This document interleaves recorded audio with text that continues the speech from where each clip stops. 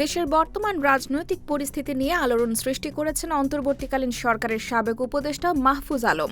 নিজের ফেসবুক পোস্টে তিনি অভিযোগ করেন, কিছু রাজনৈতিক শক্তি নির্বাচনী স্বার্থে উগ্র ডানপন্থী বা ফার রাইট গোষ্ঠীকে ব্যবহার করেছে। এখন রাজনৈতিক লক্ষ্য পূরণের পর সেই গোষ্ঠীগুলোর দায় এড়িয়ে যাওয়ার চেষ্টা চলছে বলেও দাবি করেন তিনি।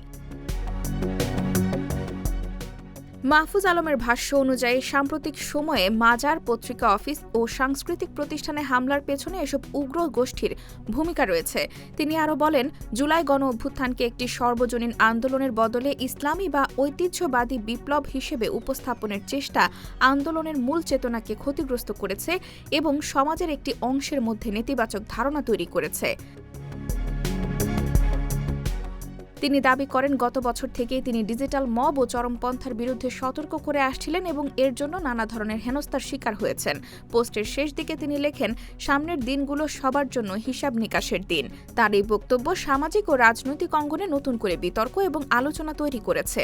সাপ্তাহিক বাংলা গ্যাজেট, নিউজ ডেস্ক।